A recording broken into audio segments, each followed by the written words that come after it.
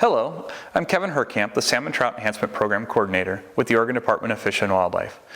In this video, we'll be describing the standard aquarium setup we use in our Fish Eggs to Fry program. The basic set consists of an aquarium, usually made of glass or acrylic, and typically in a 10 or a 20 gallon size. You also need a waterfall style filter. This will help clean and aerate the water, and includes a cartridge that needs to be rinsed out under the tap as it gets dirty. In addition, you'll need a thermometer. The type with the suction cup work the best as it can be stuck to the inside of the glass to give you an accurate water temperature.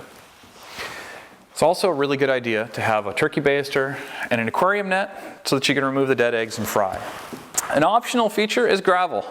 You can get gravel in either natural or artificial colors. The natural colors will provide a more realistic environment, but may camouflage the eggs in the fry. The artificial colors will reduce the realism, but allow you to see the eggs and fry much better. For many years, ice bottles have been used to keep the aquariums cool. They're a labor-intensive process as you have to frequently change out the ice bottles in order to maintain a consistent water temperature. Experimentation is also needed to determine what size water bottles work best and how frequently they need to be changed out. And this is all dependent upon the air temperature, the size of the aquarium, and how much insulation you have around the tank.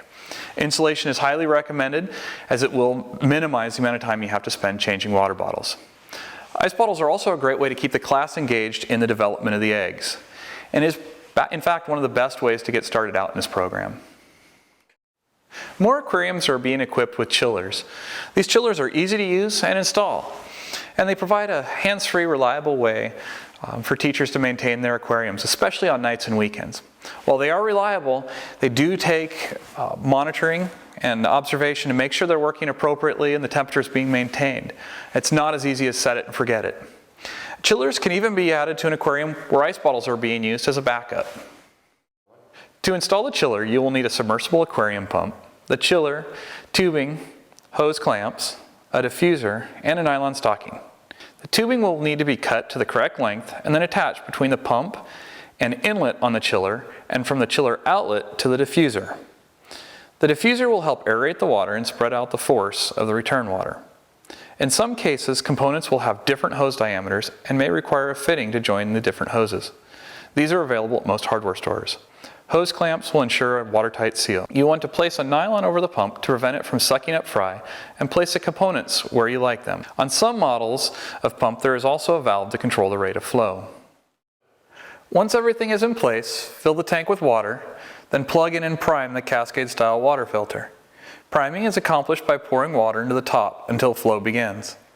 If you have a chiller, turn on the pump, check the operation of the components, and look for leaks.